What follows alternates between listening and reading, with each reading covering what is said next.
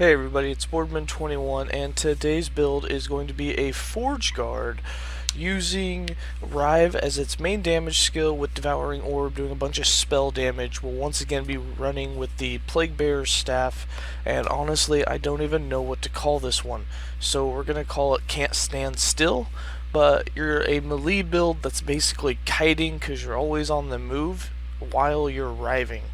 Yeah, as you can see behind me, you just see it bouncing all over the place. This is super high regen, super defensive build, and actually puts out some good damage. So let's go ahead and get into it. For skills, we're going to be running Ring of Shield, Rive, Devouring Orb, Volatile Reversal, and Smite. For Ring of Shields, we are using this for heals and protection, having them circle us and take out projectiles. If we switch our passives around in our tree later, we might actually switch this skill out for sigils, because I think we'd get more out of sigils, but we can't access that skill right now in the arena without redoing some passives into the Paladin to unlock it. So we are running 2 points in banding, 2 points in enduring defense, 2 points in tempered steel, 5 points in defensive shields, 2 points in reinforcement, 2 points in healing shields, and 5 points in phalanx. For Rive, we are running 2 points in trampling Zulch. I had no idea how to pronounce that. 1 point in gaze into the abyss, and 3 points into rapacious mind. 3 points in outburst, 1 point in brutality, 2 points in massacre, 1 point in coup de grace, 2 points in sever, 1 point in twisting fangs, 1 point execution, and 3 points in assassin's sustenance. Devouring Orb, 1 point in Dark Moon, 1 point in Abyssal Rush, 1 point in Cosmic Impact, 3 points in Sightless Star, 2 points in Void Adept, 1 point in Hollow Orb, 1 point in Abyssal Emission, this is where most of your damage will come from, and 7 points with Dark Torrent. This is what makes it do so much damage. You're getting so many hits so fast from your 4 or 5 orbs circling you, and all those hits do poison stacks thanks to the Bear Plague Staff. 1 point in Cataclysm, 2 points in Orb Master, and we have Volatile Reversal. This is between Volatile Reversal and Smite, that's why we're just jumping all over the place. And we're not even proccing Smite on throw attacks. We're not using any idols for that, so we could make it even more zigzag all over the place if we wanted, but we're doing health regen on our idols. So for Volatile Reversal, we have 3 points in Time Sap, 3 points in Warped Time, 3 points in Catching Up, 1 point in Incipitant Void Rift, 1 point in Terminal Void Rift, 2 points in Food for Worms, Rhymes, don't know.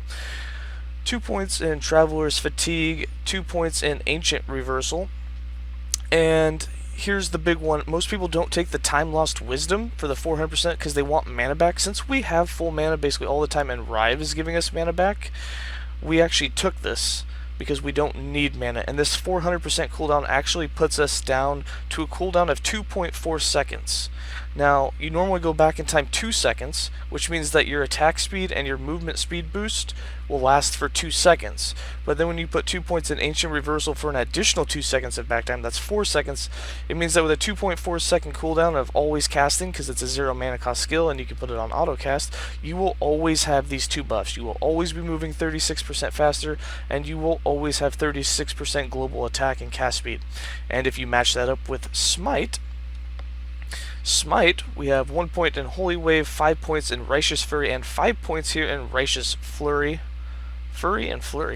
And this gives you another 50% attack speed. So we're getting 86% increased attack speed, and that's why it looks like we're attacking really fast, even though we're using a two-handed staff, which has the worst attack speed in the game. We also have 1 point in Descend, so that we teleport everywhere we use it. This puts a cooldown on it, so that we can put auto cast on it, and it'll cast it once every 6 seconds. 1 point in Fissure, 4 points in Holy Fire, 3 points in Immolate, and that is it for skills. Going into the passives, we have 20 points in the base class Sentinel. We have 8 points in Fearless, 5 points in Gladiator, 5 points in Armorclad, and 2 points in Axe Thrower. In Void Knight, we have 23 points. We have 5 points in Devouring Blade, 5 points in Roll Leader, 5 points in Void Blades, and our most damaging node is the Future Strikes, which we have 8 out of 10 points as we level up. We will put 2 more points in there to make sure we're always getting Future Strikes. In the Paladin, to unlock Smite, we have 5 points in Honor, 1 point in Holy Symbol, 1 point in Divine Bolt, and 3 points in Valor. We will be putting 5 more points in here to get Sigils to switch out Ring of Shield with Sigils later. And in Forge Guard, we have 43 points, 4 points in Battle Hardened, 8 points in Steel Aegis, 10 points in Rallying Block, 1 point in Infinite Bulwark, 2 points in Smelter's Might, 8 points in Regenerator. This is huge. Even with our small amount of block chance, we still get 16 health for each block, and we also get 16 health every time we do a hit. Another big one, Shield Crafter, 4% chance whenever we get hit to summon Ring of Shields. This is why we don't have to auto-cast it. We basically always have multiple instances of it up, and they have 300% increased minion health. 6 points in Retaliation for 90% increase damage every time that we get hit within the last 4 seconds. As we finish putting points in here, we'll put the final 4 points in this, and then we'll put 10 points into getting 300% damage on potion use. For items, we are running our really defensive set, so we got 100% Glancing Blow, we have 100% Critical Strike resistance, and we're running health regen on our 3 items. So for gloves, we have health regen, for our chest piece, we have health regen per second, and for our helm, we have health regen per second. The only 3 pieces that you can get it on. For our jewelry pieces, we're running set elemental and set health regen, so that'll be on both the rings, the amulet, and the relic. Then for the belt, we have our glancing blow and increased armor protections. For our boots, we have move speed, glancing blow, and vitality. And then obviously we're running the unique Plague Bearer staff.